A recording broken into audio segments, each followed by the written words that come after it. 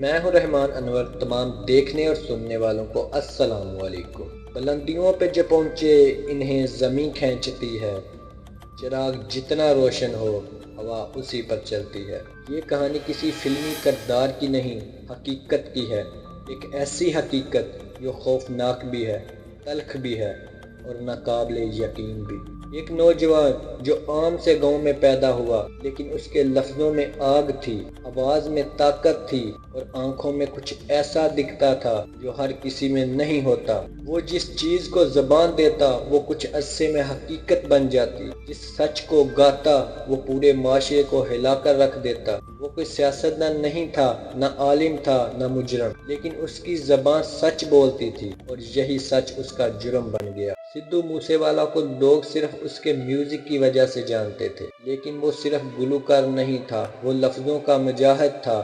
وہ بولتا کم تھا، گاتا زیادہ تھا، مگر ہر گانا ایک سوال چھوڑ جاتا۔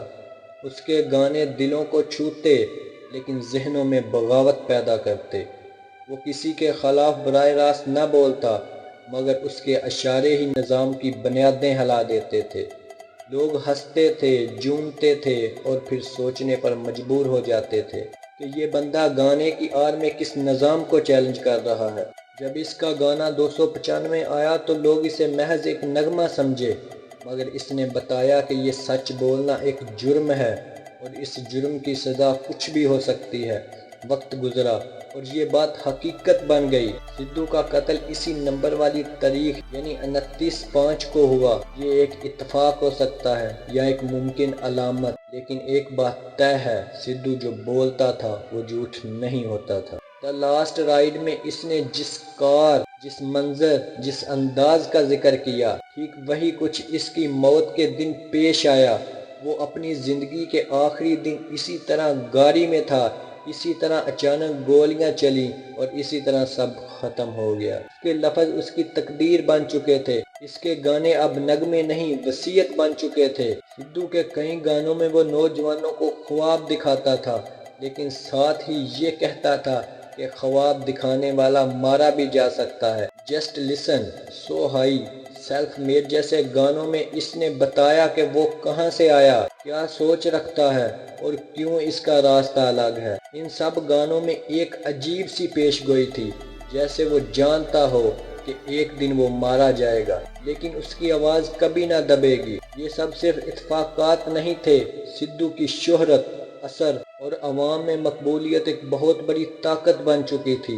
اس کے پیچھے کوئی فلمی کمپنی نہیں تھی، کوئی پارٹی نہیں تھی، صرف اس کی اپنی محنت تھی اور سچ بولنے کی ہمت۔ اور یہی چیز ان لوگوں کو کھٹکتی تھی جو چاہتے تھے کہ سب کچھ کنٹرول میں رہے، میڈیا، سیاست، گلی، گانا، سب کچھ۔ لیکن سدھو ان سب کے دائرے سے باہر نکل چکا تھا۔ پھر بات صرف گانوں تک محدود نہیں رہی۔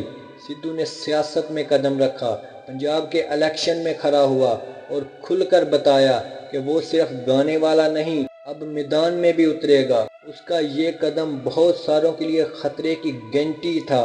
ایک ایسا بندہ جس کے پاس نہ روایتی طاقت ہے، نہ سیاسی خاندان، لیکن لوگوں کا دل جیت چکا ہے۔ اگر وہ سیاست میں آ گیا تو پرانے کھیل ختم ہو سکتے ہیں۔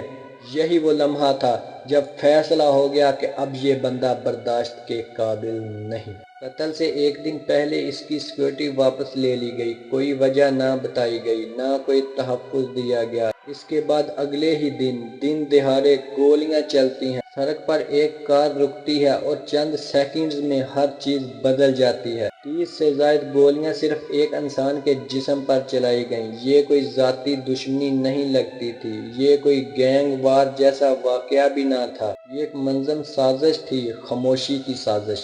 پولیس نے فوری طور پر اعلان کیا کہ یہ کام لارنس بشنوئی گینگ کا ہے۔ گولڈی برار نے کینیڈا سے ذمہ داری لی، لیکن سوال یہ ہے کیا گینگسٹر اتنا طاقتور ہو سکتا ہے کہ دن دہاڑے پنجاب میں بغیر کسی رکاوٹ کے اتنے بڑے شخص کو مار دے؟ کیا اصل کہانی کچھ اور ہے جسے چھپایا جا رہا ہے؟ بہت سے سوال ایسے ہیں جو آج بھی جواب مانگ رہے ہیں۔ سدھو کا قتل صرف ایک انسان کا قتل نہیں تھا، یہ سوچ کا قتل تھا۔ یہ ایک آواز کو ختم کرنے کی کوشش تھی جو لوگوں کو جگاتی تھی لیکن لیکن سچ یہ ہے کہ آوازیں ماری جا سکتی ہیں، دبائی جا سکتی ہیں، لیکن ختم نہیں کی جا سکتی۔ سدھو کا جسم تو دفن ہو گیا، لیکن اس کی سوچ، اس کا پیغام، اس کے الفاظ آج بھی زندہ ہیں۔ اس کے ماں باپ آج بھی اس کے کمرے میں اس کی تصویر کو دیکھ کر رو پڑتے ہیں، مگر وہ فخر بھی کرتے ہیں کیونکہ ان کا بیٹا جھک کر مرنے والا نہیں تھا، وہ سینہ تان کر جینے والا تھا۔ آج جب کوئی نوجوان سدھو کا گانا سنتا ہے تو صرف موسیقی نہیں سنتا، وہ پیغام لیتا ہے، وہ ہمت لیتا ہے، وہ سیکھتا ہے کہ اگر تم